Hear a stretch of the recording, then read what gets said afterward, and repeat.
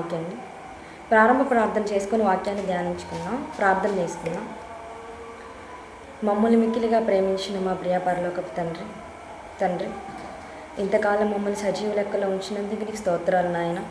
తండ్రి, పాపముల చేతను అపరాధముల చేతను చచ్చిన మమ్ములను నీ కుమారుని యొక్క అమూల్యమైన రక్తము ద్వారా మమ్మలను కడిగి నీ రాజ్యానికి స్వతంత్రులుగా చేసినందుకు నీకు స్తోత్రాలు తండ్రి, మాకు ఇవ్వబడిన ఈ సమయంలో నీ మాటలు కొన్ని ధ్యానించబోచుండగా చెప్పుచున్న నాకు సమయోచిత జ్ఞానమును, అలాగే వింటున్న వారికి వినగల చెవిని, గ్రహించగల మనసును దయచేయమని యేసుక్రీస్తు అతి పరిశుద్ధ నామముని ప్రార్థనడికి వేడుకొనిచున్నాను తండ్రి. ఆమేన్. నన్ను ప్రేమించి నాకు ఈ అవకాశం ఇచ్చిన క్రీస్తు పిల్లలైన దేవుని పిల్లలైన మీ అందరికీ కూడా నా వందనాలండి. ఈరోజు మనం చెప్పుకోబోయే పాఠం పేరు డిప్లొమా ఇన్ బైబిల్ థియాలజీలోని మొదటి సంవత్సరంలోని మరి ఒక పాఠం, ఫలమిచ్చు చెట్టువ నరకబడే మొద్దువ. ఆల్రెడీ మీరు అందరు చూశారు, ఫలమిచ్చు చెట్టువ నరకబడే మొద్దువ. పిల్లరా, ఈ సమాజంలో ఈ లోకంలో చాలామంది క్రైస్తవులు అనేవారు ఉన్నారు. ఈ ప్రపంచంలో చాలామంది క్రైస్తవులు ఉన్నారు. అలాగే క్రైస్తవులకి బోధ చేయడానికి బోధకులుగా పేరుగాంచిన వాళ్ళు కూడా చాలామంది ఉన్నారు. కానీ ప్రతి ఒక్కళ్ళు చెప్పేది నిజమా కాదా అనే విషయాన్ని ఎదురు కూర్చున్న క్రైస్తవులు అనేవాళ్ళు, విశ్వాసులు అనేవాళ్ళు, పరిశుద్ధులు అనుకునేవాళ్ళు బైబిల్లో పరిశోధించి చూడాలి. ఎదుటి బోధకుడు చెప్పేది నిజమా కాదా, అలాగూ బైబిల్లో ఉందా లేదా అనే విషయాన్ని విశ్వాసులైన వాళ్ళు గ్రహించాలి. ఈ లోకంలో మనం కనుక చూస్తే చాలామంది క్రైస్తవుల్లో ఇప్పుడు ఎలా ఉందంటే, సత్యం కంటే కూడా అసత్యాన్ని ఎక్కువ స్వీకరించే సమాజంలో మనం బ్రతుకుతున్నాం. అంటే బైబిల్లో రాయబడిన దానికంటే బైబిల్లో లేని దాన్ని ఎక్కువ నమ్మేవాళ్ళు, లేని దాన్ని ఎక్కువగా చేసే వాళ్ళని మనం చూస్తూ ఉన్నాము. కానీ దేవుడు ఏం కోరుకున్నాడో తెలుసా? బైబిల్లో రాయబడినది, బైబిల్లో చెప్పబడినది ఎలా అయితే ఉందో దాని ప్రకారం మన క్రైస్తవులైన వాళ్ళు జీవించాలని దేవుడు కోరుకున్నాడు. అంటే బైబిల్కి విరుద్ధంగా ప్రవర్తించకూడదని దేవుడు కోరుకున్నాడు.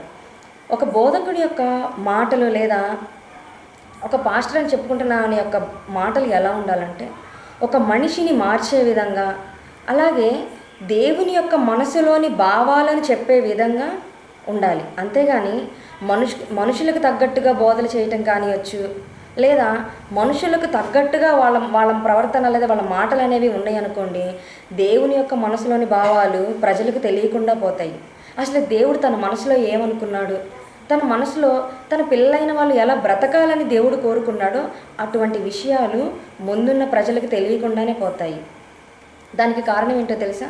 బోధకులైన వాళ్ళు బైబిల్ని బైబిల్గా పరిశోధించి ప్రకటించకపోవటమే దానికి కారణం.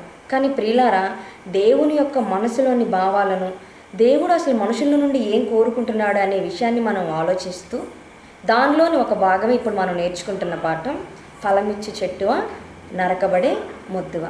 ప్రియులారా, దేవుడు బైబిల్ గ్రంథంలో గనక ఈ పరిశుద్ధ గ్రంథంని కనుక మనం ఆలోచిస్తే తన మనసులోని భావాలను రాయించిన ఒక లేఖే ఈ బైబిల్, ఈ 66 పుస్తకాలు కలిగిన బైబిల్. ఈ బైబిల్లో దేవుడు తన మనసులో అనుకున్న ప్రతిదీ కూడా రాయించాడు. అలా రాయిస్తూ పుట్టించిన మనిషిని ఎలా పోల్చాడంటే దేవుడు ఒక చెట్టుగా పోల్చాడు. అంటే చాలా చోట్ల మనిషి యొక్క జీవితాన్ని దేవుడు చెట్టుతో పోల్చి చెప్పాడు. చెట్టుతో ఏం చేశాడంటే, ఒక చెట్టు ఎలా అయితే ఉందో అలాగే మనిషి జీవితాన్ని కూడా దేవుడు రాయించాడు. ఒకసారి కీర్తనల గ్రంథము 144వ అధ్యాయము 12వ వచనం ఒకసారి చూడండి. కీర్తనల గ్రంథము 144వ అధ్యాయము 12వ వచనం. కీర్తనల గ్రంథము 144వ అధ్యాయము 12వ వచనం. మా కుమారులు తమ యవ్వన కాలమందు ఎదిగిన మొక్క వలె ఉన్నారు. ఇక్కడ ఏమన్నారు?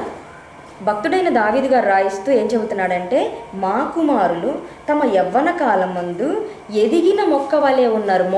మొక్కతో పోల్చి చెబుతున్నాడు, మొక్క వలె ఉన్నారు. అంటే ఇక్కడ భక్తుడైన దావీదు గారే ఈ కీర్తనల గ్రంథం రాశాడు. కానీ దేవుడు రాయిస్తూ మనిషిని ఎలా పోల్చాడంటే, కుమారుల్ని ఎలా పోల్చాడంటే మొక్కలతో పోల్చాడు, అంటే చెట్టుతో పోల్చాడు.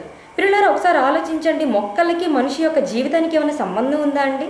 అసలు చెట్టుకి లేకపోతే మొక్కకి మనిషి యొక్క జీవితానికి ఎక్కడైనా సంబంధం ఉందా?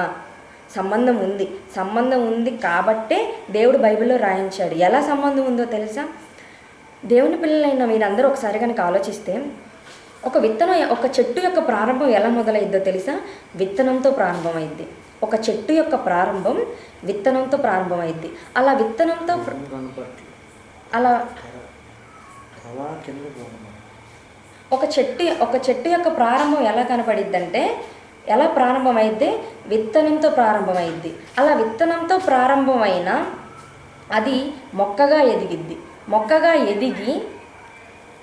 ఎదిగి చెట్టుగా అయ్యిద్ది. అలాగే మనిషి యొక్క జీవితం ఎలా ప్రారంభమైద్దో తెలుసా? చిన్న శుక్రకణంగా ప్రారంభమైద్ది. చిన్న శుక్రకణంగా ప్రారంభమైన మనిషి జీవితం బయటకు వచ్చి బాల్య దశ, యవ్వన దశ, నడిప్రాయ దశ దాటుకొని వృద్ధాప్యం దాకా ఒక మహా ఆకారంగా మారుతుంది. ఒక 6 అడుగుల ఆకారంగా మారుతుంది. ఒక విత్తనం ఎలా అయితే ఒక చెట్టు ఎలా అయితే చిన్న విత్తనంగా ప్రారంభమై మహావృక్షంగా మారుతుందో, అలాగే మనిషి యొక్క జీవితం కూడా ఒక చిన్న శుక్రకణంగా ప్రారంభమయ్యి మహా ఆకారంగా ఈ భూమి మీదకి బయటికి వస్తుంది. పిల్లలారా, అందుకనే భక్తుడైన దావీదు గారు ఎలా పోల్చాడో తెలుసా? మనిషి యొక్క జీవితాన్ని ఎదిగిన మొక్క వలె ఉన్నారు, మొక్కలాగా పోల్చి చెప్పాడు.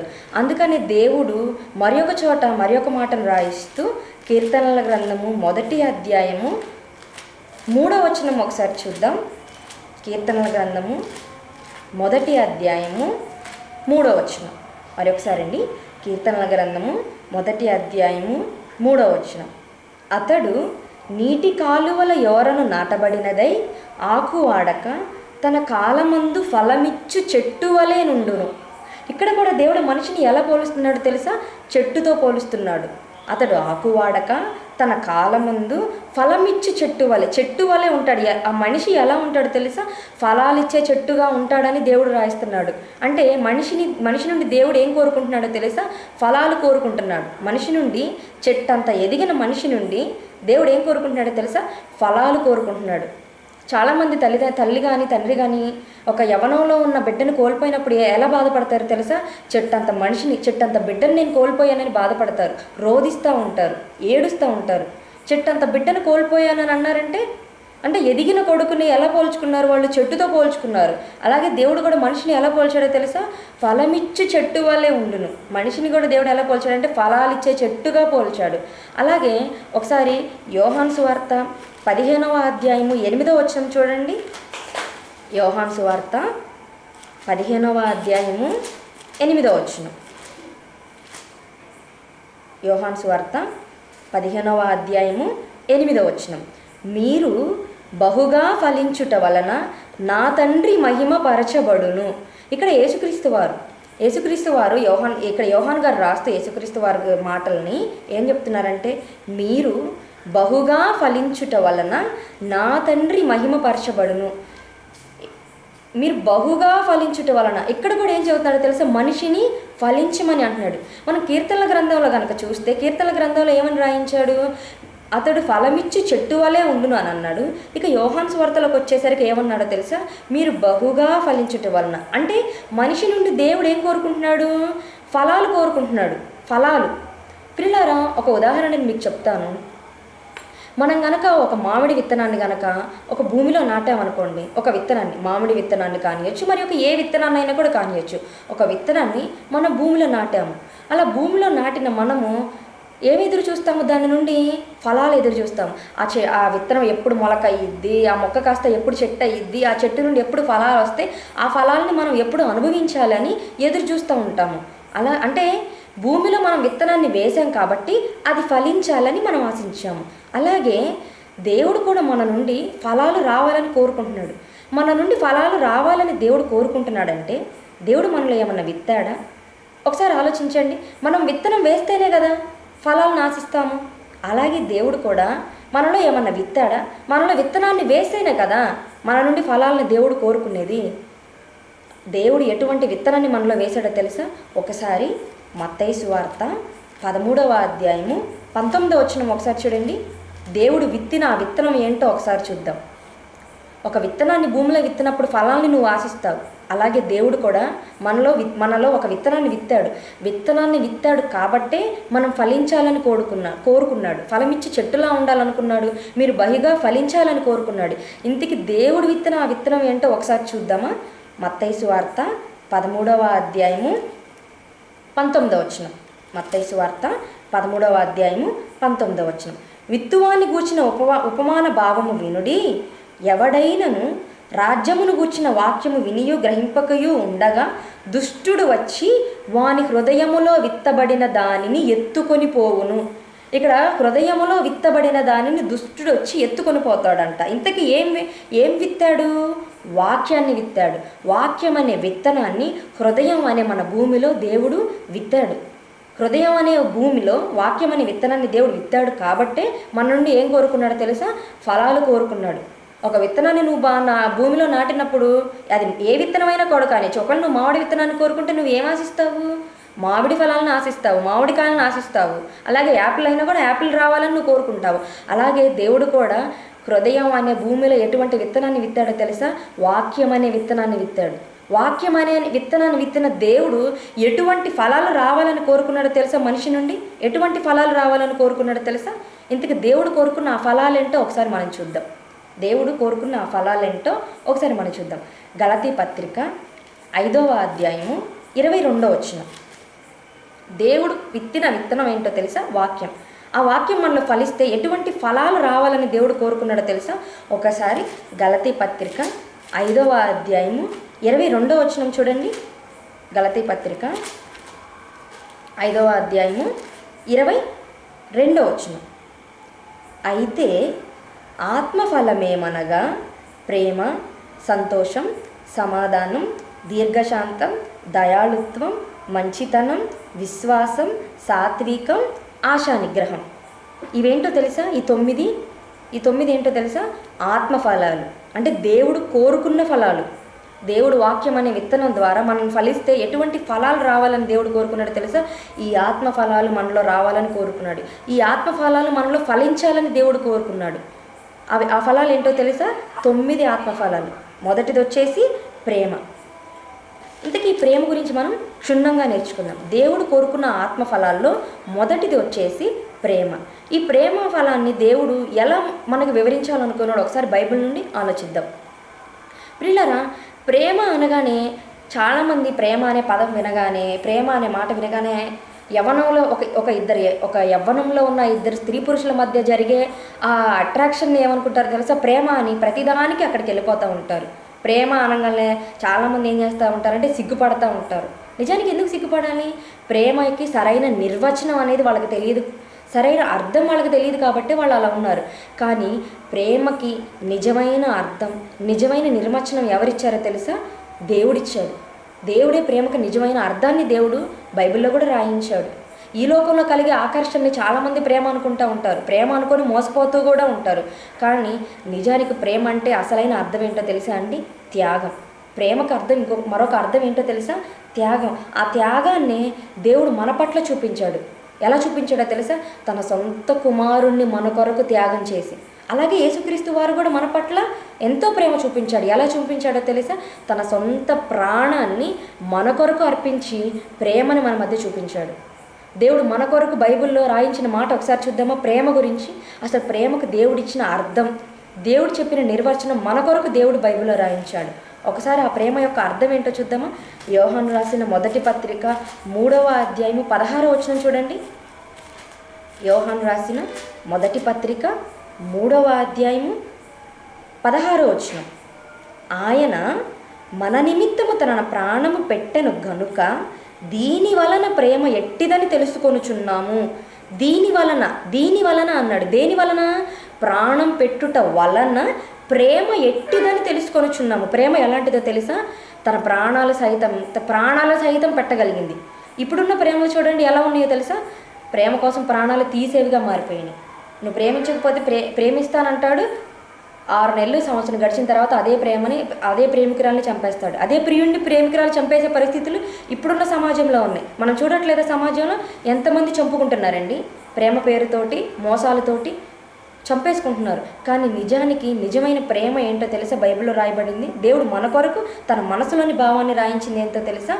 ఆయన మన నిమిత్తం, ఆయన అంటే ఎవరు? యేసుక్రీస్తు వారు మన నిమిత్తము తన ప్రాణము పెట్టెను గనుక దీని వలన ప్రేమ ఎట్టిదని తెలుసుకొనుచున్నాము. దేని వలన తెలుసుకుంటున్నాము? యేసుక్రీస్తు వారు తన ప్రాణాన్ని మన కొరకు పెట్టడం వలన తెలుసుకుంటున్నాము. ప్రేమ ఎలాంటిదో తెలుసా? ప్రాణానికి సైతం త్యాగం చేయగలిగింది, తన ప్రాణాన్ని సైతం పెట్టగలిగింది. ఆ ప్రేమ ఎక్కడుందో తెలుసా? కేవలం దేవునిలో మాత్రమే ఉంది. కేవలం యేసుక్రీస్తు వారిలో మాత్రమే ఉంది. అటువంటి ప్రేమ కావాలి. ఈ లోక సంబంధమైన ప్రేమ మనకు అనవసరం. దేవుడు కలిగించిన ప్రేమ ఎటువంటిదంటే త్యాగముతో కూడింది. తన ప్రాణాన్ని సైతం, అంటే యేసుక్రీస్తు వారు తన ప్రాణాన్ని సైతం పెట్టగలిగినంత ప్రేమ మన మీద చూపించాడు. దేవుడు ఎలా మనుషుల్ని ప్రేమించాడో తెలుసా? తన సొంత కుమారుణ్ణి మన కొరకు అర్పించాడు. యేసుక్రీస్తు వారు ఈ భూమి మీద ఉన్న మనుషుల్ని ఎలా ప్రేమించాడో తెలుసా? తన ప్రాణాన్ని సైతం మన పాప క్షమాపణ కోసం త్యాగం చేయగలిగినంతగా ప్రేమించాడు. ఇది ప్రేమ అంటే. ఇటువంటి ప్రేమ, ఇటువంటి ఆత్మఫలాన్ని దేవుడు మనలో ఫలించాలని కోరుకున్నాడు. ప్రేమ అనేది ఆత్మఫలం. ఈ ఆత్మఫలాన్ని, ఈ ప్రేమ అనే ఆత్మఫలం దేవుడు మనలో ఫలించాలని కోరుకున్నాడు. ఇది ప్రేమ. ఇక రెండవది వచ్చేసి సంతోషం. ఆత్మఫలాలు మనం చూస్తున్నాము. ఆత్మఫలాల్లో మొదటిది వచ్చేసి ప్రేమ, తర్వాత రెండవది వచ్చేసి ఏంటో తెలుసా? సంతోషం. ప్రియులారా, సంతోషం అంటే చాలామంది ఏమనుకుంటారంటే, మనం ఏంటంటే హ్యాపీగా ఉన్నారంటే కొంతమంది వ్యక్తులను కనుక సంతోషంగా ఉన్నవారిని మనం చూసి, లేదా హ్యాపీగా ఉన్నవారిని మనం చూసి ఏంటంటే చాలా సంతోషంగా ఉన్నారండి అని అడిగామనుకో, డబ్బులు వచ్చినాయండి, లేకపోతే లాటరీ తగిలిందండి, లేదా పిల్లోడి పుట్టినరోజు అండి, లేదా మా పెళ్లి రోజు అండి, లేకపోతే మా పెళ్ళండి అంటే వాళ్ళ సంతోషాన్ని దేనిలో వెతుక్కుంటారో తెలుసా? ఈ లోక సంబంధమైన వాటిలో తమ సంతోషాన్ని వెతుక్కుంటూ ఉంటారు. ఈ లోకపరమైన బంధాలలో తమ సంతోషాన్ని వెతుక్కుంటూ ఉంటారు. నిజానికి సంతోషం ఏంటో తెలుసా? సంతోషం అనేది ఎలా ఉండాలో తెలుసా? ఎప్పుడు కూడా కాన్స్టెంట్. అంటే ఏంటి? ఎప్పుడు కూడా అది నీలో ఉండిపోతూ ఉండాలి సంతోషం అనేది. ఆ సంతోషం అనేది మనుషుల్లో ఉందా అండి? చాలాసార్లు ఒక మనిషికి కష్టం వచ్చిందనుకో దుఃఖపడిపోతూ ఉంటాడు, ఏడుస్తూ ఉంటాడు. అలాగే తనకు అనుకూలమైన పరిస్థితులు కలిగితే ఎలా ఉంటాడు? సంతోషిస్తూ ఉంటాడు. కానీ ప్రియులారా, సంతోషం అనేది ఎలా ఉండాలో తెలుసా? మన సంతోషాన్ని, మన ఆనందాన్ని మనం ఎవరిలో వెతుక్కోవాలో తెలుసా? ఈ లోక సంబంధమైన బంధాలతోటి, ఈ లోక సంబంధమైన రిలేషన్షిప్స్లో మనం మన సంతోషాన్ని వెతుక్కోకూడదండి. అలా గనక మనం మన సంతోషాన్ని వెతుక్కున్నాం అనుకో, కేవలం అది అల్పకాలం మాత్రం ఉండేది. అంటే కేవలం కొద్ది కాలం, సర్టెన్ పీరియడ్. అంటే ఏంటి? కొద్ది కాలం మాత్రమే ఉండిద్ది ఆ సంతోషం. నీతో పాటు బంధువులు ఉన్నారనుకోండి, ఆ బంధువులు ఉన్నంతకాలమే నీకు ఆ సంతోషం ఉండిద్ది, ఆ ఆనందం ఉండిద్ది. ఒకవేళ నువ్వు డబ్బుల సంతోషాన్ని వెతుక్కుంటే, ఆ డబ్బు ఉన్నంతకాలమే నువ్వు సంతోషంగా ఉండగలవు, ఆ డబ్బు ఉన్నంతకాలమే నువ్వు ఆనందంగా ఉండగలవు. కానీ నిత్యమైన సంతోషం, నిత్యమైన ఆనందం ఎవరిలో ఉందో తెలుసా? ఒకసారి ఫిలిప్పీ పత్రిక 4వ అధ్యాయము 4వ వచనం చూడండి. అపోస్తలుడైన పౌలు గారు ఫిలిప్పీ సంఘానికి రాస్తూ మనం ఎవరిని బట్టి సంతోషించాలో, మనం ఎవరిని బట్టి ఆనందించాలో ఫిలిప్పీలకు రాస్తున్న పత్రిక పౌలు గారు చెబుతూ, ఫిలిప్పీలకు రాసిన పత్రిక 4వ అధ్యాయము 4వ వచనం. ఫిలిప్పీ పత్రిక 4వ అధ్యాయము 4వ వచనం. ఎల్లప్పుడూ ప్రభువునందు ఆనందించుడి, మరలా చెప్పుదును ఆనందించుడి. ఇక్కడ పౌలు గారు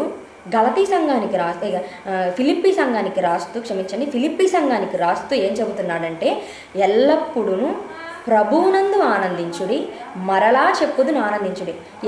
ఎవరినందు సంతోషించమని పౌలు గారు చెబుతున్నాడు? ప్రభువునందు, అంటే యేసుక్రీస్తు నందు మాత్రమే మనం ఆనందంగా ఉండాలి, యేసుక్రీస్తు నందు మాత్రమే మనము సంతోషంగా ఉండాలి, యేసుక్రీస్తు నందు మాత్రమే మనం ఆనందంగా ఉండాలి, యేసుక్రీస్తు నందు మాత్రమే మనము సంతోషించాలి. ఇంతకీ క్రీస్తులో ఉంటే మనం సంతోషంగా ఉంటామండి? మనం అనుకున్నట్టు ఇప్పుడు ఒకవేళ డబ్బులు ఆనందం ఉందో, లేకపోతే బంధాల్లో ఉన్న ఆనందం, ఇది కేవలం ఒక 60-70 సంవత్సరాలు మాత్రమే ఉండే ఆనందమే, కేవలం అల్పకాలం ఉండే ఆనందమే. కానీ మరి ప్రభువులో ఉంటే ఎల్లప్పుడూ సంతోషం ఉండిద్దా? ఎల్లప్పుడూ మనం ఆనందంగా ఉంటామా అంటే ఖచ్చితంగా ఉంటామండి. ఒకసారి పేతురు రాసిన మొదటి పత్రిక 4వ అధ్యాయము 13వ వచనం చూడండి. పేతురు రాసిన మొదటి పత్రిక 4వ అధ్యాయము 13వ వచనం. పేతురు రాసిన మొదటి పత్రిక 4వ అధ్యాయము 13వ వచనం. క్రీస్తు మహిమ బయలుపరచబడినప్పుడు మీరు మహానందముతో సంతోషించు నిమిత్తము క్రీస్తు శ్రమలలో మీరు పాలువారై ఉన్నంతగా సంతోషించుడి. ఎలా సంతోషించమన్నాడో తెలుసా? క్రీస్తులో ఉన్న శ్రమలలో మీరు పాలువారై ఉన్నంతగా సంతోషించండి. అంటే క్రీస్తులో ఉంటే మనం శ్రమలలో ఉన్నా సరే మనం ఎలా ఉంటామో తెలుసా? సంతోషంగా ఉంటాం, ఆనందంగా ఉంటాం. అంటే క్రీస్తునందు ఉన్న ఆనందం ఎటువంటిది అంటే ఎల్లప్పుడూ ఉండే సంతోషం. అంటే నువ్వు శ్రమలలో ఉన్నా సరే నువ్వు క్రీస్తుని నమ్ముకుంటే నువ్వు ఎలా ఉంటావో తెలుసా? ఆనందంతో ఉంటావు, సంతోషంతో ఉంటావు, ఎల్లప్పుడూ సంతోషంతో ఉంటావు, ఎల్లప్పుడూ ప్రభువునందు ఆనందిస్తావు. క్రీస్తునందు ఉన్న సంతోషం అది నిత్యము ఉండే సంతోషం. అదే ఈ లోక బంధాలను బట్టి నువ్వు సంతోషిస్తే, డబ్బును బట్టి నువ్వు సంతోషిస్తే ఎలా ఉండిద్ది తెలుసా? అది ఎలా ఉండిద్దంటే కేవలం అల్పకాలం మాత్రం ఉండేది. ఆ అల్పకాలమైన సంతోషం మనకి కేవలం ఈ భూమి మీద ఉన్నంత వాటికి మాత్రమే ఉపయోగపడిద్ది. ఒకవేళ నువ్వు కష్టాల్లో ఉన్నావు అనుకో, ఒకవేళ మనుషులు కష్టాల్లో ఉంటే ఆ డబ్బును బట్టి నీకు సంతోషం రాదు, ఆ సుఖాలను ఆ బంధాలను బట్టి నీకు సంతోషం రాదు. కానీ క్రీస్తులో గనక ఉంటే మనం ఎలా ఉంటామో తెలుసా? శ్రమలలో ఉన్నా సరే, కష్టాల్లో ఉన్నా సరే మనం ఎలా ఉంటామో తెలుసా? సంతోషంగా ఉంటాం. మన దగ్గర ఉన్న దానితోనే తృప్తి పొందుతాము, మన దగ్గర ఉన్న సంతోషంగానే ఉంటాము, మన దగ్గర లేకపోయినా కూడా మనం సంతోషంగానే ఉంటాము. అటువంటి సంతోషాన్ని, అటువంటి ఆత్మఫలాన్ని దేవుడు మనలో ఫలించాలని కోరుకున్నాడు. అంటే నువ్వు క్రీస్తులో ఉండి ఆనందించాలి, నువ్వు క్రీస్తులో ఉండి సంతోషపడాలి. క్రీస్తులో ఉంటే ఎలా సంతోషపడతావో తెలుసా? శ్రమలలో ఉన్న నువ్వు సంతోషంగానే ఉంటావు, హింసలలో ఉన్న నువ్వు సంతోషంగానే ఉంటావు, కష్టాల్లో ఉన్నా సరే నువ్వు ఎలా ఉంటావో తెలుసా? సంతోషంగా ఉంటాడు. దేవుడు చెప్పిన ఆత్మఫలంలో సంతోషం అనే ఆత్మఫలం కేవలం అది ఈ జీవితానికి సంబంధించింది కాదు, నిత్య జీవితానికి సంబంధించిన ఆత్మఫలం కూడా. ఇది సంతోషం. ఇక మూడవది వచ్చేసి సమాధానం. దేవుడు చెప్పిన మూడవ ఆత్మఫలం, మనలో ఫలించాలని కోరుకున్న ఆత్మఫలం మూడవది వచ్చేసి ఏంటో తెలుసా? సమాధానం. సమాధానం అంటే ఒకరి ఎడల ఒకరు సమాధాన పడడం, అంటే ఒకరి నిర్ణయానికి ఒకరు లోబడటం. ప్రియులరా, ఒక భార్యకి దేవుడు ఏమని ఆజ్ఞ ఇచ్చాడో తెలుసా? నీ భర్తకు లోబడమని. పిల్లలకి ఏమని ఆజ్ఞ ఇచ్చాడో తెలుసా? మీ తల్లిదండ్రులకు లోబడమని. లోబడమనగా అర్థం ఏంటో తెలుసా? వారు చెప్పిన దానికి మీరు సమాధాన పడమని, మీరు అంగీకరించమని. అలా అంటే సమాధాన పడడం అంటే ఏంటో తెలుసా? లోబడటమేనండి, లోబడటమే. ఇప్పుడున్న దేశాల మధ్య ఏమైనా సమాధానం ఉందో ఒకసారి ఆలోచించండి. ప్రస్తుతం ఉన్న సమాజం గురించి ఆలోచించండి. ప్రస్తుతం ఉన్న లోకంలో ఉన్న పరిస్థితులు ఎలా ఉన్నాయో తెలుసా? దేశాలకి మధ్య సమాధానం లేకుండా పోయింది, మనుషులకి మధ్య సమాధానం లేకుండా పోయింది. ఒక ఇంట్లో నలుగురు ఉన్నారనుకోండి, ఆ నలుగురి మధ్య సమాధానం ఉండదు. తండ్రి కొడుకులకే సమాధానం ఉండదు, తల్లి కూతుర్లకి సమాధానం ఉండదు, తల్లికి అలాగే భర్తకి భార్యకి కూడా సమాధానం లేని పరిస్థితులు ఇప్పుడున్న పరిస్థితులు. కానీ దేవుడు చెప్పింది ఏంటో తెలుసా? మన జీవితంలో మనం గనక ఈ సమాధానం అనే ఆత్మఫలాన్ని మనలో ఫలిస్తే, మన జీవితాల్లో సమాధానం అనేది గనక ఉంటే మన జీవితం ఎల్లప్పుడూ కూడా ఎలా ఉండిద్దో తెలుసా? సంతోషకరంగా ఉండిద్ది. అందుకనే ఒకసారి మత్తయి సువార్త 5వ అధ్యాయము 9వ వచనం చూడండి. మత్తయి సువార్త 5వ అధ్యాయం 9వ వచనం. మత్తయి సువార్త 5వ అధ్యాయము 9వ వచనం. సమాధానపరుచువారు ధన్యులు, వారు దేవుని కుమారులు అనబడుదురు. ఏమన్నాడో తెలుసా? మత్తయి సువార్త 5వ అధ్యాయము 9వ వచనం. సమాధానపరుచువారు ధన్యులు, వారు దేవుని కుమారులు అనబడుదురు. దేవుడు సమాధానానికి ఎంత ప్రాముఖ్యత ఇస్తున్నాడో చూసారా? దేవుడు సమాధానానికి ఎంత ప్రాముఖ్యత ఇస్తున్నాడో తెలుసా? ఈనాడు దేశాల మధ్య యుద్ధాలు జరుగుతున్నాయి అంటే దానికి కారణం ఏంటో తెలుసా? సమాధానం లేకపోవడమే. ఒక దేశం మాట్లాడుకొని, ఒక మనిషితో ఒక మనిషి మాట్లాడుకుంటే యుద్ధాలే ఉండవు. అంతా కూడా ఎలా ఉండిద్దో తెలుసా? శాంతితోటి ఉండిద్ది, సమాధానంతో ఉండిద్ది. దేశాల మధ్య సమాధానం లేకపోకబట్టే కదండి యుద్ధాలు అనేవి జరుగుతూ ఉన్నాయి. అందుకని దేవుడు ఏం చెబుతాడో తెలుసా? సమాధానపరుచువారు ధన్యులు, వారు ఎవరనబడతారో తెలుసా? దేవుని కుమారులు అనబడదు, దేవునికే కుమారులు అనబడతారంట. ఒక ఇద్దరు వ్యక్తుల మధ్య గొడవ జరిగిందనుకోండి, మూడో వ్యక్తులు ఏం చేయాలి?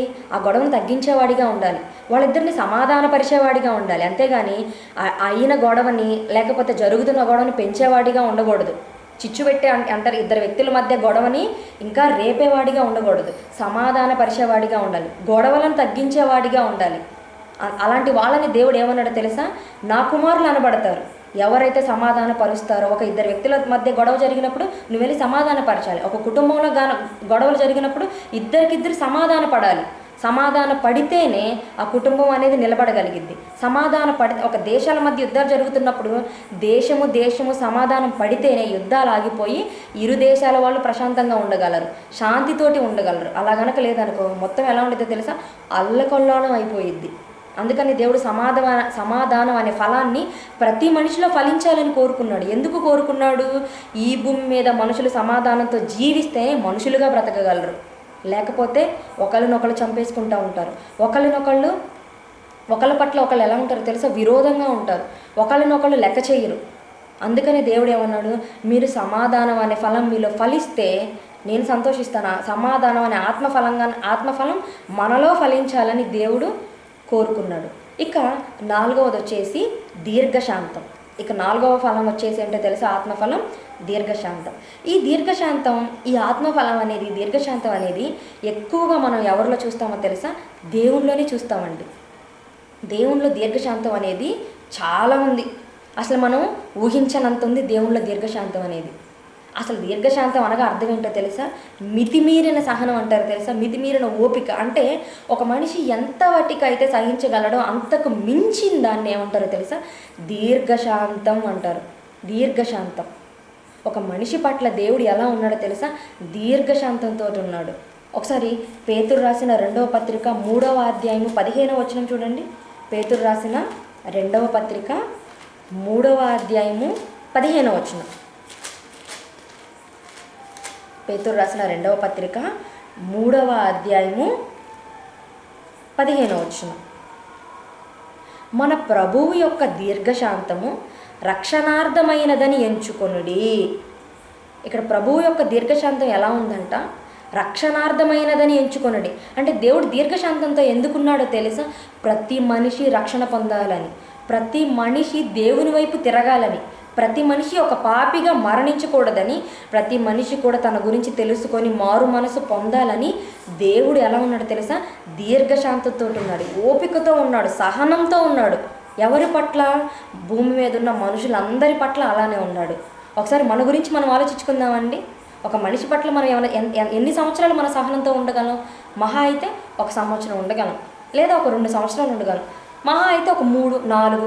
ఒకవేళ మన ఇంట్లో వాళ్ళు మన వాళ్ళు అనుకో ఒక 10 సంవత్సరాలు. తర్వాత ఏమైపోయిద్ది? మన సహనం అనేది కోల్పోయిద్ది, మన శాంతి అనేది మనం కోల్పోతాం, ఆ మనిషి పట్ల మనం ఆశలు కోల్పోతాం. కానీ దేవుడు ఎలా ఉన్నాడో తెలుసా, దీర్ఘశాంతంతో ఉన్నాడు. అంటే దీర్ఘశాంతం అంటే ఏంటో తెలుసా, ఎక్కువ కాలం ఒక మనిషి యొక్క మారు మనసు పట్ల దేవుడు ఎలా ఉన్నాడంటే దీర్ఘశాంతంతో ఉంటాడు. ఈ రోజైనా మారుతాడు, ఈ క్షణమైనా తెలుసుకుంటాడని ప్రతిరోజు భూమి మీద ఉన్న ప్రతి మనిషికి దేవుడు ఆయుష్ని ఇస్తూనే ఉన్నాడు. నువ్వు పడుకొని రాత్రిపూట కళ్ళు మూసుకొని తెల్లవారుజామున కళ్ళు తెరుస్తున్నావంటే దానికి అర్థం ఏంటో తెలుసా, దేవుడు నీకు మరొక అవకాశాన్ని ఇచ్చాడు మారడానికి. దేవుడు మరొక అవకాశాన్ని నీకు ఇచ్చాడు మారడానికి. అంటే ఈ దీర్ఘశాంతం ద్వారా దేవుడు ఏం కోరుకున్నాడు, నేను ఒక మనిషి పట్ల, ఒక పాపి పట్ల అతను పుట్టినప్పటి దగ్గర నుండి చనిపోయిన దాకా దీర్ఘశాంతంతో ఉండి అతని కొరకు ఎదురు చూస్తున్నాను. అలాగే సువార్తను ప్రకటించే మనం కూడా ఒక మనిషి మార్పు పట్ల, ఒక పాపి యొక్క మారు మనసు పట్ల ఎలా ఉండాలో తెలుసా, అతన్ని వదిలేయకుండా పట్టుకొని దీర్ఘశాంతం కలిగి, సహనం కలిగి అతన్ని పట్టుకోవాలి దేవుని దగ్గరికి తీసుకురావడానికి. అలా ఒక క్రైస్తవుడు పనిచేయాలి. ఒక మనిషి చెప్పంగానే మారిపోవాలని మనం అనుకోకూడదు. ఒక మనిషి ఒకసారి చెబితే వింటాడు, 2 సార్లు చెబితే వినేవాళ్ళు కొంతమంది ఉంటారు, కొంతమంది 10 సార్లు చెబితే వింటారు, కొంతమంది 20 సార్లు చెబితే వినేవాళ్ళు ఉంటారు. దేవుడు 1 సంవత్సరం ఎదురు చూస్తాడు మనిషి కోసం, 2 సంవత్సరాలు ఎదురు చూస్తాడు, అలా 60 సంవత్సరాలు ఒక మనిషి బ్రతికినంతకాలం దేవుడు దీర్ఘశాంతంతో ఎదురు చూస్తున్నాడు, అతన్ని వదిలేయట్లేదు. అలాగే ప్రియులారా, మనం కూడా ఒక మనిషి మార్పు కోసం ఎలా ఎదురు చూడాలో తెలుసా, దేవుడు ఎలా అయితే సహనంతో ఎదురు చూస్తున్నాడో, దీర్ఘశాంతంతో ఎదురు చూస్తున్నాడో, ఒక మనిషిని మార్చడానికి మనం కూడా విసుక్కోకుండా అలా ఎదురు చూడాలి, అతన్ని పట్టుకోవాలి. మారు మనసు అనేది అందరికీ తొందరగా రాదండి, తొందరగా రాదు. అలా తొందరగా వచ్చేస్తే ప్రతి మనిషి మారిపోవచ్చు వినంగానే, కానీ తొందరగా రాదు. కాబట్టి ఒక మనిషికి మార్పు అనేది తొందరగా రాదు కాబట్టి దేవుడు మనుషుల పట్ల దీర్ఘశాంతం కలిగి ఉన్నాడు. అలాగే ఈ దీర్ఘశాంతం అనే ఆత్మఫలం మనలో ఫలించాలని కోరుకున్నాడు. ఎందుకు ఫలించాలని కోరుకున్నాడో తెలుసా, ఒక్క మనిషి కూడా తప్పిపోకూడదని దేవుడు ఆశపడ్డాడు కాబట్టి. ఒక్క మనిషి కూడా తప్పిపోకూడదని దేవుడు ఆశపడ్డాడు. కాబట్టే ఈ ఫలం మనలో గనక ఫలిస్తే మనం కూడా ఒక పాపిని మార్చడానికి అలానే ఎదురు చూస్తాము, ఒక మనిషిని మార్చడానికి అలాగే కష్టపడతాము, అలాగే సహనంతో ఎదురు చూస్తాము. అందుకని దేవుడు దీర్ఘశాంతం అనే ఈ ఆత్మఫలం మనలో ఫలించాలి అనుకున్నాడు. ఇక ఐదవది వచ్చేసి దయాళుత్వం. దయాళుత్వము అనగా దయ కలిగి ఉండటం. దయ అంటే జాలి అంటారు కదా, జాలి పడటం, ఎదుటివారి పట్ల జాలి పడటం, ఎదుటివారి పట్ల దయ కలిగి ఉండటం. ప్రియులారా, మన తండ్రి అయిన దేవుడు ఎలాంటి వాడో తెలుసా? చాలా దయ కలిగిన వాడు. ఈ సకల కోటి జీవరాశుల పట్ల దేవుడు ఏం కలిగి ఉన్నాడో తెలుసా? దయ కలిగి ఉన్నాడు. దేవుడు దయ కలిగి ఉన్నాడు కాబట్టే సకల జీవరాశులకి ఆహారాన్ని పెడుతున్నాడు. అందుకనే దేవుడు కాకిపిల్లలుగా యోబు గ్రంథంలో రాయబడి ఉండిద్ది, ఆహారం ఇచ్చు కాకిపిల్లలు దేవుని సర్వజీవుల కన్నులు నీ వైపు చూచుచున్నవి, తగిన కాలమందు నీవు వాటికి ఆహారం ఇచ్చెదవు. సర్వజీవుల కన్నులు అంటే భూమి మీద ఉన్న జీవరాశులన్నీ కూడా ఎవరి వైపు చూస్తున్నాయో తెలుసా? దేవుని వైపు చూస్తున్నాయి. ఎందుకు చూస్తున్నాయో తెలుసా? దేవుడు దయ కలిగి వాటికి అనుదిన ఆహారం వాటికి దయచేస్తున్నాడు కాబట్టి. అంటే దేవుడు సకల జీవరాశుల పట్ల దయ కలిగి ఉన్నాడు. అలాగే తన పిల్లలైన మనకి కూడా ఏం చెప్పాడో తెలుసా? మీరు కూడా దయ కలిగి ఉండమని అన్నాడు. ఎందుకు దయ కలిగి ఉండమన్నాడో తెలుసా? దేవుడు ఒక ఆజ్ఞ ఇచ్చాడు. ఏమని మనందరికీ తెలుసు కదండి, దేవుడు 10 ఆజ్ఞలు ఇచ్చాడు. 10 ఆజ్ఞలు ఇచ్చినప్పుడు దేవుడు ఏం చెప్పాడో తెలుసా? నిన్ను వలె నీ పొరుగు వారిని ప్రేమించుము అన్నాడు. నిన్ను వలె నీ పొరుగు వారిని ప్రేమించుము అన్నాడంటే నువ్వు ఎప్పుడు అతన్ని ప్రేమిస్తావు? ఒక వ్యక్తిని నువ్వు ఎప్పుడు ప్రేమిస్తావు? నిన్ను కాకుండా పొరుగు వాడిని నువ్వు ఎప్పుడు ప్రేమిస్తావో తెలుసా? అతని పట్ల నీకు ఎప్పుడైతే దయ కలిగిద్దో, అతని పట్ల నీకు ఎప్పుడైతే జాలి కలిగిద్దో అతన్ని నీలాగే ప్రేమిస్తావు.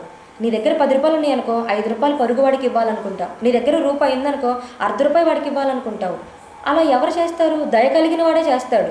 చాలామంది డబ్బులు ఉంటాయి కదండి, చాలామంది ఈ లోకంలో ధనవంతులు అనుకున్న వాళ్ళు, బడాబడులు చాలామంది ఉన్నారు. కానీ వాళ్ళు ₹1 అయినా కూడా మరి పొరుగు వారికి సాయం చేస్తారా? చెయ్యరు. ఎందుకు చెయ్యరు? వాళ్ళకి దయ ఉండదు. తమ స్వార్థం కోసం బ్రతుకుతూ ఉంటారు. అంటే ఎలా ఉంటారంటే వాళ్ళు కూడబెట్టుకున్న డబ్బులన్నీ వాళ్ళ కొరకు ఖర్చు పెట్టుకుంటారు, కానీ దయ కలిగి జాలి కలిగి ఎదుటివారికి ఇవ్వాలని అనుకోరు. కానీ దేవుడు అది కోరుకోలేదు తన పిల్లలైన వాళ్ళ పట్ల. ఏం కోరుకున్నాడో తెలుసా? మీరు దయ కలిగి ఉండాలని కోరుకున్నాడు. దయ అనే ఆత్మఫలం, దయ అనే ఫలం మీలో గనక ఫలిస్తే మీరు ఎలా ఉంటారో తెలుసా? నేను దయగలిగిన వాడిని, మీరు కూడా దయగలిగి మీ వల్లే మీ పొరుగు వారిని ఏం చేస్తారో తెలుసా? ప్రేమిస్తారు. అందుకని సామెతల గ్రంథము 14వ అధ్యాయము 9వ వచనం ఒకసారి చూడండి. సామెతల గ్రంథము 14వ అధ్యాయము 9వ వచనం. యథార్థవంతులు ఒకరి యందు ఒకరు దయచూపుదురు. ఎవరో ఒకరి యందు ఒకరు దయ చూపిస్తారో తెలుసా? యథార్థవంతులు అంటే మనుషులు, యథార్థంగా ఉండే మనుషులు ఎలా ఉంటారో తెలుసా? ఒకరి పట్ల ఒకరు దయ కలిగి ఉంటారు. దేవుడు చెప్పిన ఆజ్ఞ, మీరు ఒకరి పట్ల ఒకళ్ళు ఎలా ఉండాలి తెలుసా? దయ కలిగి ఉండండి, ఎదుటి వారిని ప్రేమించండి. నేను ఎలా అయితే దయ కలిగి జీవరాశులకు కూడా నేను ఎలా అయితే నేను ఆహారాన్ని ఇస్తున్నానో మీకు కలిగిన దానిలో కూడా దయ కలిగి మీ పొరుగు వారికి ఇవ్వండి. మన చుట్టుపక్కన మనందరం సేవా కార్యక్రమాలు ఎందుకు చేస్తున్నామండి? మనందరం చేస్తాం కదా, ఏఐటీసీసీ అనే పేరుతోటి సేవా కార్యక్రమాలు చేస్తున్నాము. లేనివాడికి ఇస్తున్నాము, తినలేని వాడికి తిండి పెడుతున్నాము, బట్టలు లేని వాడికి బట్టలు ఇస్తున్నాము. ఎందుకు ఇస్తున్నాము? దేవుడు చెప్పిన ఆజ్ఞ. ఏం చెప్పాడు దేవుడు? నిన్ను వల్ల నీ పొరుగు అని ప్రేమించమన్నాడు. నిన్ను వల్ల నీ పొరుగు నువ్వు ఎప్పుడు ప్రేమిస్తావు? నువ్వు ఎదుటివారి పట్ల దయ కలిగి, ఎదుటివారి పట్ల జాలి కలిగి, దేవుడు చెప్పిన ఈ ఫలం అనేది నీలో ఫలిస్తే నువ్వు కూడా దయ కలిగి ఉంటావు. మనుషులుగా మనందరం కూడా దయ కలిగి ఉంటాము. ఈ ఆత్మఫలాన్ని దేవుడు మనలో రావాలని కోరుకున్నాడు. ఇది 5వ ఆత్మఫలం. ఇక 6వది వచ్చేసి మంచితనం. మంచితనం అంటే మరి ఈ లోకంలో పేరుగాంచిన ఒక కవి ఉన్నాడు, ఎవరో తెలుసా? గురజాడ అప్పారావు గారు. ఆయన ఏమన్నాడో తెలుసా? దేశమును ప్రేమించుమన్నా మంచి అన్నది పెంచుమన్నా అన్నాడు. అంటే మంచి అనే దాన్ని ఏం చేయమన్నాడు ఆయన? దేశంలో ఏముండాలన్నాడు? మంచి ఉండాలన్నాడు. మంచి అన్నది పెంచుమన్నా అన్నాడు. మంచిని పెంచమన్నాడు. ఎందుకు మంచిని పెంచమన్నాడు? ప్రియులారా, ఈ లోకంలో మంచి అనేది ఉంటేనే మనుషులుగా బ్రతకగలరు. ఈ లోకంలో ఒక మనిషి మంచితనంతో బ్రతికితేనే మనిషిగా జీవించగలడు. అలా గనక జీవించలేదనుకోండి ఎలా అయిపోతారో తెలుసా? మనిషికి సంబంధాలు ఉండవు, మనిషికి ప్రేమ ఉండదు. ప్రతి ఒక్కడు కూడా ఎలా ఉంటాడు తెలుసా? తన స్వార్థం కోసం బ్రతుకుతూ ఉంటాడు. తను కావాలనుకున్నది తను దక్కించుకోవడం కోసం ఎదుటివారినైనా చంపేస్తాడు, అతను చంపుకోవడానికి కూడా వెనకాడ్డు. మంచితనం అనేది కనుక ఈ ప్రపంచంలో కరువైపోతే, ఒకప్పుడు మనం ఎలా ఉన్న వాళ్ళమో తెలుసా ప్రియులారా? మనుషులందరూ కూడా ఒకప్పుడు ఎలా ఉన్నవాళ్ళో తెలుసా? పాపం అనే చీకటిలో ఉన్నవాళ్ళు. పాపం అనే చీకటిలో ఉన్న వాళ్ళని దేవుడు ఏం చేశాడో తెలుసా? మనల్ని ప్రేమించి క్రీస్తు ద్వారా వెలుగులోనికి తీసుకొచ్చాడు. పాపం అనే చీకటిలో ఉన్న మనల్ని క్రీస్తు అనే వెలుగు ద్వారా మనల్ని ఎక్కడికి తీసుకొచ్చాడో తెలుసా? వెలుగులోనికి తీసుకొచ్చాడు. మనం వెలుగులోనికి రావడానికి కారణం ఏంటో తెలుసా? ఈ వాక్యమేనండి. ఈ వాక్యమైన యేసుక్రీస్తు వారే కారణం. ఈ వాక్యం వలన వచ్చే వెలుగు దేనికి ఫలమో తెలుసా? దేనికి ఫలము? ఒకసారి ఎఫెసీయులకు రాసిన పత్రిక 5వ అధ్యాయము 9వ వచనం చూడండి. క్రీస్తు ద్వారా మనల్ని వెలుగులోనికి తీసుకొచ్చాడు. ఈ వెలుగు ద్వారా వచ్చే ఫలం ఏంటో తెలుసా? ఈ వెలుగు ఏంటో తెలుసా? అదే వాక్యం. ఈ వాక్యం ద్వారా వచ్చే ఫలం ఏంటో తెలుసా? అదే మంచితనం. ఎఫెసీ పత్రిక 5వ అధ్యాయము 9వ వచనం. ఎఫెసీయులకు రాసిన పత్రిక 5వ అధ్యాయము 9వ వచనం. వెలుగు ఫలము సమస్త విధములైన మంచితనం. వెలుగు యొక్క ఫలం ఏంటంట? సమస్త విధములైన మంచితనము. అంటే వెలుగు అంటే ఏంటి? వాక్యం. ఈ వాక్యం ద్వారా వచ్చే ఫలం ఏంటి? మంచితనం. మంచితనం ఎలాంటిదో తెలుసా? సమస్త విధములైన మంచితనము. అంటే ఒక మనిషి మంచిగా ఉన్నప్పుడు సమస్త విషయాల్లో కూడా ఎలా ఉంటాడో తెలుసా? మంచితనంతో ఉంటాడు. మంచితనంతో అంటే సమస్త విషయాలు. ఈ వాక్యం అనేది మన హృదయంలో ఉందనుకోండి, మనం ఎలా ఫలిస్తామో తెలుసా? మంచితనంతో ఫలిస్తాము. ఈ మంచితనం అనేది మనలో కనిపించింది అనుకోండి, ఈ సమాజానికి మనం చాలా ఉపయోగకరంగా ఉంటాము, దేవునికి కూడా ఉపయోగకరంగా ఉంటాము. చాలామంది ఏమంటారు? చాలామంది మనుషులందరూ చాలా వాటికి ఆరాటపడతా ఉంటారు. కొంతమంది మంచి పేరు తెచ్చుకోవాలని కొంతమంది ఎలా చేస్తారో తెలుసా? ఆరాటపడతా ఉంటారు. మంచి పేరు తెచ్చుకోవాలని ఆరాటపడతా ఉంటారు. కానీ మంచితనం మనలో ఫలించాలి అంటే, మంచితనం మనకి రావాలి అంటే మనం చేయాల్సిన పని ఏంటో తెలుసా? వాక్యం అనేది మన హృదయంలో ఉంచుకుంటే మంచి అనే ఫలం మనలో ఆటోమేటిక్గా ఫలిస్తుందండి. ఎవరి దగ్గర నుండో మనం వీడు మంచివాడని పేరు తెచ్చుకోవాల్సిన అవసరం లేదు. ఏముందండి, మనుషులు ఇచ్చే ఇప్పుడు ఈ క్షణం నిన్ను మంచివాడు రావాడు అంటాడు. అతనికి కనుక నువ్వు వ్యతిరేకంగా పనిచేసావనుకో ఏమంటాడు? వాడా చెడ్డోడు అంటాడు.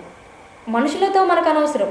అదే నువ్వు వాక్యం అనే వెలుగుతోటి నువ్వు వెలిగితే మంచి అనే ఫలం నీలో వచ్చిందనుకో, నిన్ను ఎవరు మంచివాడు అంటారో తెలుసా?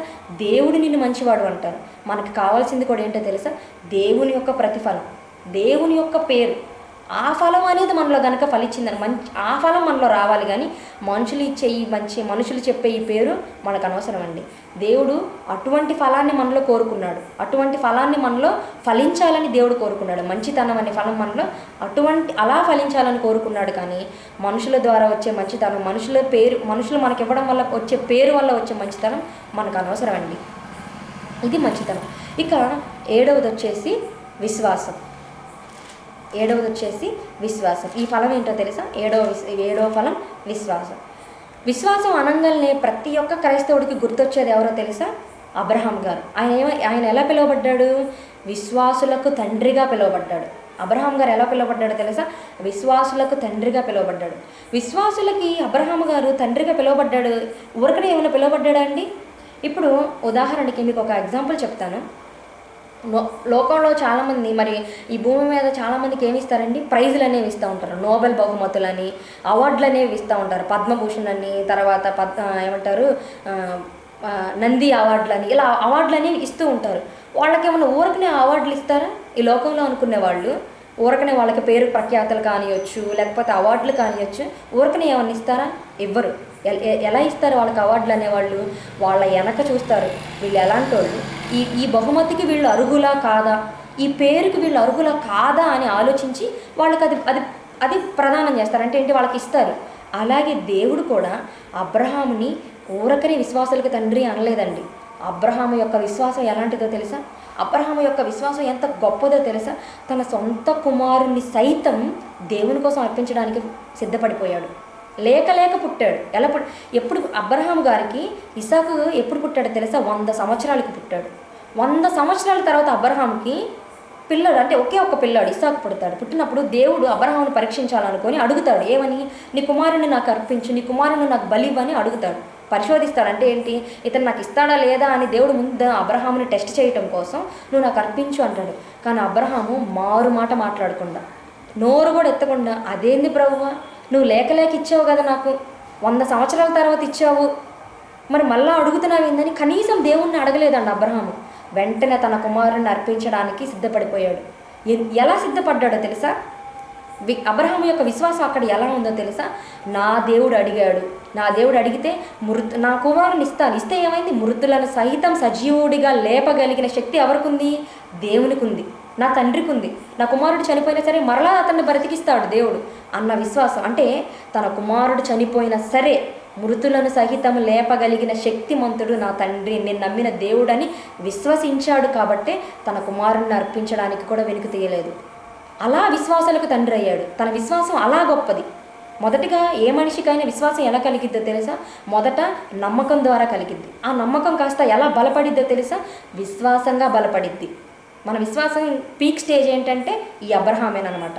ఈ అబ్రహాం ఇంకంటే మన విశ్వాసం యొక్క అంచు, ఇక మనం పూర్తిగా పలానా వాళ్ళని విశ్వసించాము లేదా దేవుణ్ణి విశ్వసించాము అనడానికి నిదర్శనం ఏంటో తెలుసా?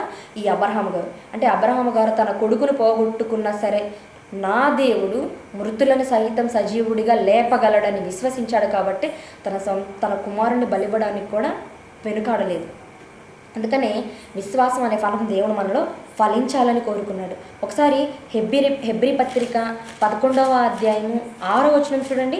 హెబ్రీ పత్రిక 11వ అధ్యాయము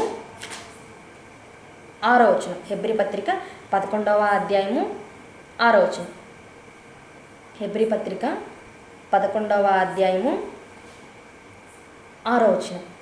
విశ్వాసము లేకుండా దేవునికి ఇష్టుడై ఉండుట అసాధ్యము. అంటే విశ్వాసం లేకుండా దేవునికి ఇష్టలుగా ఉండటం అసాధ్యం, అంటే జరగని పని. నువ్వు దేవునికి ఇష్టంగా ఉండాలి అంటే ముందు నీలో ఏముండాలో తెలుసా? విశ్వాసం అనేది. నువ్వు ఎలా దేవుణ్ణి విశ్వసించాలో తెలుసా? అంటే నీకేదో సమస్యలు పోతాయనో, లేకపోతే నీకేదో అప్పులు పోతాయనో, లేదా నీకేదో పిల్లలు పుడతారనో, లేకపోతే నీకేదో ఆస్తి వచ్చిద్దో అంతస్తు వచ్చిద్దనో దేవుణ్ణి నమ్మి నువ్వు విశ్వసించకూడదు. మనం దేవుణ్ణి ఎలా నమ్మాలో తెలుసా? నిత్య జీవం కోసం దేవుణ్ణి నమ్మాలి. ఈ లోకం తర్వాత మరొక లోకం ఉంది, ఆ లోకాన్ని దేవుడు నాకు ఇస్తాడని విశ్వసించి దేవుణ్ణి నమ్మాలి. అలాంటి విశ్వాసం మనం కలిగి ఉండాలి. ఒకవేళ ఆ విశ్వాసం కనుక మనలో లేదనుకోండి, ఆ విశ్వాసం కనుక మనలో ఫలించలేదనుకోండి, మనం ఎలా ఉంటామో తెలుసా? దేవునికి అయిష్టులుగా బ్రతుకుతాము, దేవునికి ఇష్టం లేని వారిగా బ్రతుకుతాము. అటువంటి మన విశ్వాసం ఎలా ఉండాలి అంటే తెలుసా? ఈ లోకపరమైనదిగా ఉండకుండా నిత్య జీవం కోసం మాత్రం విశ్వసించేదానిలాగా, మరొక లోకం కోసం ఎదురు చూసేలాగా విశ్వాసం ఉండాలి. కానీ సమస్యలు పోతాయనో, ఆస్తి వచ్చిద్దానో, అంతస్తు వచ్చిద్దానో, లేకపోతే మన పిల్లలకి పెళ్ళిళ్ళు అవుతాయనో, ఉద్యోగాలు వస్తాయనో మనం దేవుణ్ణి నమ్మకూడదు, దేవుణ్ణి విశ్వసించకూడదండి. నిత్య జీవం కోసం మాత్రమే మనం విశ్వసించాలి. అటువంటి విశ్వాసాన్ని మనం కలిగి ఉండాలి. అటువంటి విశ్వాసం మనలో ఉంటేనే మనం దేవునికి ఇష్టలుగా ఉంటాము. అటువంటి విశ్వాసం అనే ఫలాన్ని దేవుడు మనలో కోరుకున్నాడు. ఇక 8వది వచ్చేసి ఏంటో తెలుసా? సాత్వికం. సాత్వికం అంటే ఏంటో తెలుసా? సహనం, ఓర్పు. మనందరికీ తెలుసు కదండి, మోషే గారు ఈ భూమి మీద ఉన్న వారందరిలో కూడా ఏమన్నాడో తెలుసా? మిక్కిలి సాత్వికుడు. మిక్కిలి అనగా అర్థం ఏంటో తెలుసా? ఇంక ఇతనికి మించి లేదు, ఇంక ఇతనే అని మోషే సంపాదించుకున్నాడు. నేను సాత్వికుడు. ఎంత సాత్వికమో తెలుసా? మోషేకి 6 లక్షల పైగా ఉన్న జనాంగాన్ని 40 సంవత్సరాలు భరించాడండి. 40 సంవత్సరాలు భరించాడు. 6 లక్షల పైగా ఉన్న జనాంగాన్ని అరణ్యంలో ప్రయాణింపజేసి 40 సంవత్సరాలు వాళ్ళని భరించి నడిపించాడు అరణ్య మార్గంలో. ఒకసారి ప్రియులారా, అప్పుడే డెలివరీ అయిన చంటి బిడ్డలు కన్న వాళ్ళు ఉంటారు కదండి. ఒక ఇద్దరు బిడ్డలు పుట్టిన తల్లిని ఏంది పిల్లలు ఏం చేస్తున్నారు ఏమన్నారు అనుకో, ఈ పిల్లలతో నేను చచ్చిపోతున్నానండి అంటారు. 2 పిల్లల్ని భరించడానికి తల్లికి ఓపిక ఉండదు. ఈ పిల్లలతో నా వల్ల కావట్లేదు, వామ్మో నా వల్ల కావట్లేదు, వీళ్ళని సహించలేకపోతాను, నా ఓర్పు మొత్తం నశించిపోతుందని బాధపడతా ఉండిద్ది ఆ తల్లి. 2 పిల్లల్ని సాకటానికే, 2 పిల్లల్ని భరించడానికే మనకు ఓపిక ఉండదు. అటువంటిది మోషే గారు 6 లక్షల మందిని భరించాడు. 6 లక్షల మందిని సహనంతో 40 సంవత్సరాలు తీసుకొచ్చాడు అంటే ఆయన ఎంత సాత్వికుడండి. అలాగే యేసుక్రీస్తు వారు కూడా నేను సాత్వికుడను, దీన మనస్సు గలవాడను, నా యొద్దకు వచ్చి మీరు నేర్చుకోండి అని యేసుక్రీస్తు వారు అన్నారు. అంత సహనం మనలో ఉండాలి, అంత ఓర్పు మనలో ఉండాలి. అందుకని యేసుక్రీస్తు వారు కొండ మీద ప్రసంగాలు చేస్తూ మత్తయి సువార్త 5వ అధ్యాయము 5వ వచనంలో ఒకసారి చూడండి. ఇది యేసుక్రీస్తు వారి యొక్క ప్రసంగం. మత్తయి సువార్త 5వ అధ్యాయము 5వ వచనం. సాత్వికులు ధన్యులు, వారు భూలోకమును స్వతంత్రించుకుందురు. భూలోకాన్ని ఎవరు స్వతంత్రించుకుంటారో తెలుసా? సాత్వికులు స్వతంత్రించుకుంటారు. సాత్వికులు అంటే ఏంటి? ఓర్పు కలిగిన వారు, సాత్వికం కలిగిన వారు, సహనం కలిగిన వారు భూలోకాన్ని స్వతంత్రించుకుంటారు. అటువంటి ఆత్మఫలాన్ని మనం ఎప్పుడైతే మనకున్న సమస్యలు మనం ఎప్పుడు గెలుస్తామో తెలుసా? సహనంతో.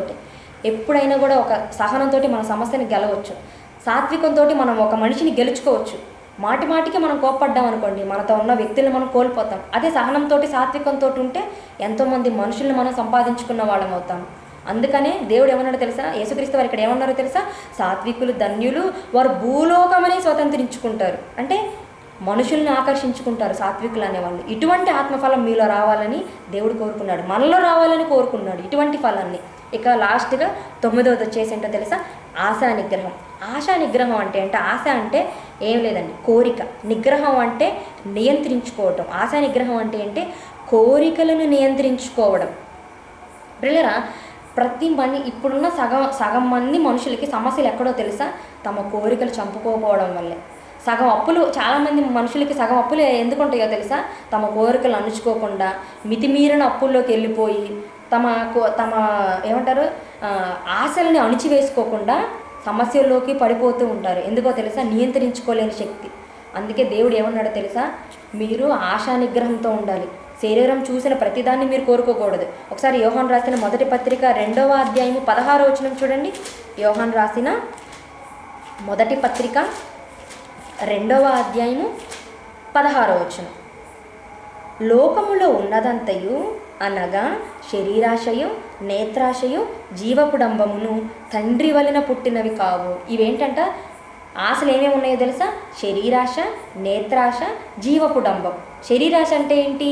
శరీరం చూసిన ప్రతీది అనుభవించుకోవాలి. తర్వాత నేత్రాశ అంటే కన్ను చూసిన ప్రతిదాన్ని తెచ్చేసుకోవాలి, అనుభవించాలి. తర్వాత జీవపుడంబం అంటే పేరు ప్రఖ్యాతులు పొందాలి, అధికారాన్ని సంపాదించుకోవాలి, ఈ లోకంలో గొప్పగా బ్రతకాలని జీవపుడంబం. ఇటువంటివి ఏంటో తెలుసా? తండ్రి వలన పుట్టినవి కావు. శరీరాశను కనుక నువ్వు ఆశపడ్డావా, లేనిపోని అప్పుల్లోకి నువ్వు వెళ్ళిపోతావు. నేత్రాశను కనుక నువ్వు అణుచుకోలేదా, నేత్రాశను కనుక నువ్వు కంట్రోల్ చేసుకోలేదా, లేనిపోని సమస్యల్లోకి నువ్వు వెళ్ళిపోతూ ఉంటావు. జీవపుడంబం అంటే అధికారం కోసం నువ్వు ప్రయత్నించావా, నీకున్నదాన్ని కూడా నువ్వు కోల్పోతావు. ప్రియులారా, ప్రతి వ్యక్తి కూడా పేరు ప్రఖ్యాతులు పొందుకోవాలనుకొని, అధికారాన్ని పొందుకోవాలనుకొని తమకున్న దాన్ని కూడా పోగొట్టుకొని హీనమైన స్థితిలోకి వెళ్ళినారు. హీనమైన స్థితిలోకి వెళ్ళిపోయిన మనుషుల్ని మనం చాలామంది చూస్తూనే ఉంటాం మన చుట్టుపక్కల ఉన్న వాళ్ళతోటి. అందుకని దేవుడు మనలో ఎటువంటి ఫలాన్ని ఫలించాలనుకున్నారో తెలుసా? ఆశా నిగ్రహం అంటే మీ కోరికల్ని మీరు అణుచుకోవాలి. మితిమీరిన కోరికలు, మితిమీరిన ఆశలు మీలో కనుక ఉంటే మీరు లేనిపోని సమస్యలు మీ నెత్తి మీద తెచ్చుకుంటారు, లేనిపోని ప్రాబ్లమ్స్ మీరు పడిపోతారని దేవుడు ఆశా నిగ్రహం అనే ఫలాన్ని మనలో ఫలించాలని కోరుకున్నాడు. ఇన్ని ఫలాలు మనలో రావాలని కోరుకున్నాడు. ప్రియులారా, దేవుడు ఏం కోరుకున్నాడు తెలుసా? ఈ 9 ఫలాలు మనలో ఫలించాలి అనుకున్నాడు. వాక్యం అనే విత్తనాన్ని మనలో, హృదయం అనే భూమి, హృదయం అనేది ఏంటిదో తెలుసా? భూమి లాంటిది. వాక్యం అనే విత్తనాన్ని హృదయం అనే భూమిలో దేవుడు నాటి ఈ 9 రకాల ఫలాలు మనలో రావాలని దేవుడు కోరుకున్నాడు. ఈ ఫలాలు మనం ఫలించాలని కోరుకున్నాడు. ఈ ఫలాలు మనిషి ఫలిస్తున్నాడండి. ఈ ఫలాలు ఏ మనిషి అయినా ఫలిస్తున్నాడా? వీటన్నిటికీ కూడా వ్యతిరేకంగా మనిషి మారిపోయాడు. వీటన్నిటిని ఫలించాల్సింది పోయి మనిషి ఇన్ని ఫలాలు ఫలించాల్సిన ఇన్ని ఫలాలు ఫలించే చెట్టుగా మారాల్సిన మనిషి ఎలా మారిపోయాడో తెలుసా? నరికి వేయబడే మొద్దులా మారిపోయాడు. మొద్దులా అంటే ఎటువంటి ఫలాలు లేని మొద్దులా మనిషి మారిపోయాడు. ఎటువంటి ఫలాలు లేని మనిషిలా మారిపోయాడు. ఒక చెట్టును నువ్వు నాటావు, 2 సంవత్సరాలు చూసావు, 3 సంవత్సరాలు చూసావు, నీకు ఎటువంటి ఫలాలు రాలేదు. అప్పుడు నువ్వేం చేస్తావు? ఆ చెట్టును నరికేస్తావు. ఆ చెట్టును నరికేసి ఏం చేస్తావు? ఆ స్థలమైనా నాకు మిగిలిద్ది అనుకుంటావు. అలాగే ఎటువంటి ఫలాలు లేని మనిషిలో కూడా, ఎటువంటి ఫలాలు లేని నీలో కూడా నిన్ను కూడా దేవుడు ఎందుకు భరించాలి? అందుకనే నీకు ఒక మనిషికి ఒక హెచ్చరిక చేస్తున్నాడు దేవుడు. ఏమన్నా తెలుసా? మత్తయి సువార్త 3వ అధ్యాయము 10వ వచనం.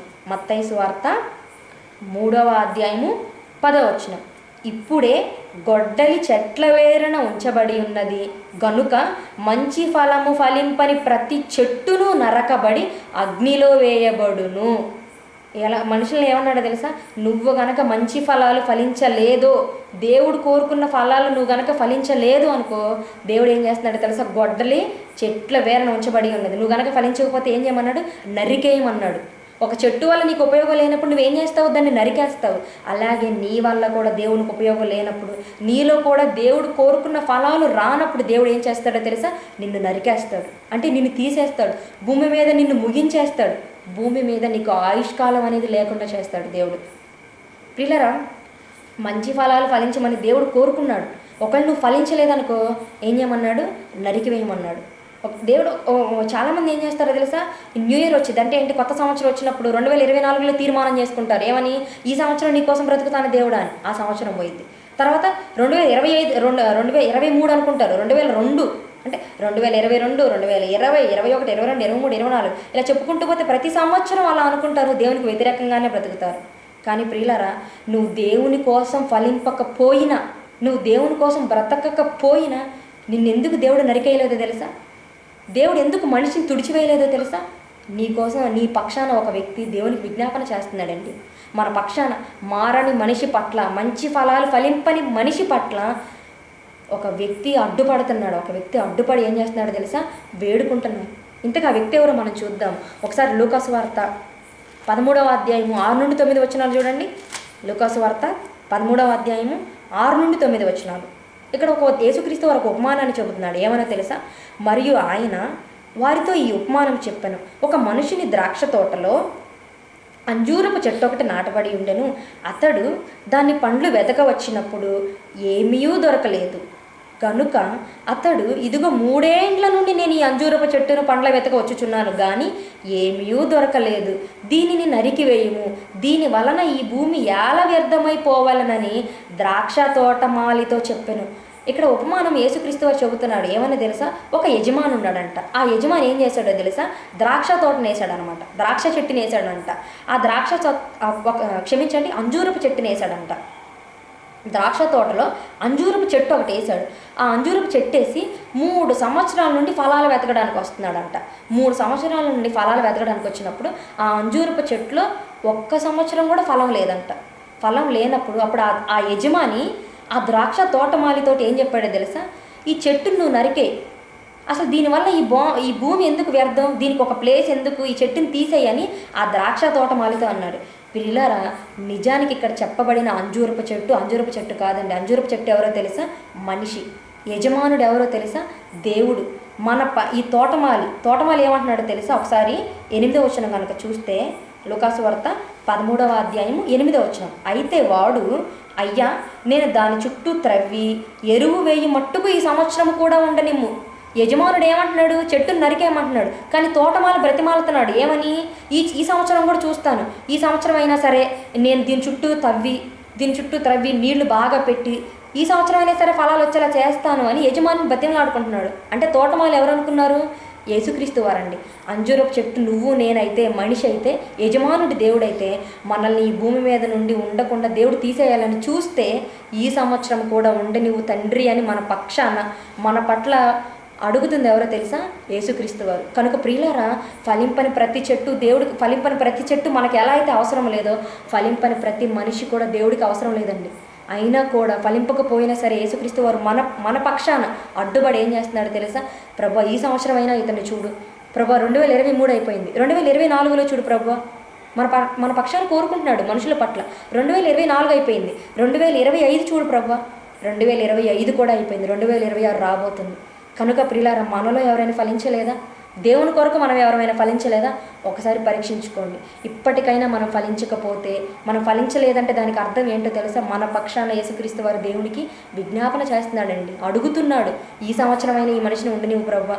ఏదో ఒక మీటింగ్కి వెళ్ళి తెలుసుకుంటాడేమో, ఏదో ఒక రోజు తెలుసుకుంటాడేమో, 2026లో అయినా తెలుసుకుంటాడేమో, ఈ సంవత్సరమైనా ఉండనివ్వని తోటమాలి ఎలా అయితే చెట్టు పట్ల అడిగాడో, తోటమాలి ఎవరంటే యేసుక్రీస్తు వారు కూడా మన పట్ల నరికేయొద్దు ప్రభువా, ఉంచు ప్రభువా, ఈ సంవత్సరం అయినా ఇతనికి మారు మనసు కలిగిద్దేమో చూద్దాము అని యేసుక్రీస్తు వారు మన పట్ల కోరుకున్నాడండి. దేవుడు కోరుకున్న ఫలాలు మనలో లేనప్పుడు, ఎవరైనా దేవుడు కోరుకున్న ఫలాలు మనలో రానప్పుడు దేవుడు మనల్ని తీసేస్తాడు. కానీ మనం మాత్రం అలా ఉండకూడదండి. మనం మంచి ఫలాలు ఫలించేవారిగా ఉండాలి. మనలో దేవుడు కోరుకున్న ఈ ఆత్మ ఫలాలన్నీ ఫలించి ఫలమిచ్చే చెట్టుగా ఉండాలి. అంతేగాని నరికి వేయబడే మొద్దుగా మనం ఉండకూడదండి. నరికి వేయబడే వాళ్ళగా మనం ఉండకూడదు. ఒకప్పుడు అపవాది ఎవరండి? ఒకప్పుడు అది ఎలా ఉందో తెలుసా? దేవదూతగా ఉంది. ఆ దేవదూతగా ఉన్న అది ఎలా నరికివేయబడిందో తెలుసా? నేల మట్టుకు నరికివేయబడి ఎక్కడికి త్రోసివేయబడిందో తెలుసా? పాతాళంలోకి త్రోసివేయబడింది, నరకబడి త్రోసివేయబడింది. ప్రియులారా, అపవాదిలాగా మనం నరికివేయబడకూడదు. దేవుడు కోరుకున్నాడు ఏమని? మనిషి ఫలించే చెట్టులా ఉండాలనుకున్నాడు. ఫలాలిచ్చే చెట్టులా మనం ఉండాలి, కానీ నరికివేయబడే మొద్దులా మనం ఉండకూడదు. అలా ఫలాలిచ్చే చెట్టుగా ఉన్న మన ద్వారా ఫలాలు రావాలి. ఈ ఫలాలు అంటే మనం ఫలించాలి. ఫలించిన మన ద్వారా అనేక ఫలాలు తీసుకురావాలి. అనేక ఫలాలు తీసుకురావడం అంటే మీకు ఒకటి చెప్పమంటారా? ఒక మామిడి విత్తనం ఉందనుకోండి. ఒక మామిడి విత్తనం భూమిలో నాటావు, అది చెట్టు అయింది. ఆ చెట్టు నుండి ఎన్ని కాయలు వస్తాయి? ఉదాహరణకు అనుకుందాము, ఒక 100 కాయలు వచ్చింది. ఆ 100 కాయలని 100 విత్తనాలు నాటితే ఒక్కొక్క చెట్టుకి 100 అంటే వాక్యం అనేది మనలో ఫలించిన మన ద్వారా ఫలించిన మన ద్వారా మన ఫలాల్ని తీసుకొచ్చాం. ఆ ఫలాల ద్వారా కూడా మరికొన్ని ఫలాలు రావాలి. అది ఎలా వచ్చిందో తెలుసా? మనం ఎప్పుడైతే సువార్తను చేత పట్టుకొని మనలో ఫలించిన వాక్యాన్ని చేత పట్టుకొని ప్రకటిస్తామో అప్పుడే ఫలాలు అనేవి దేవునికి వస్తాయి.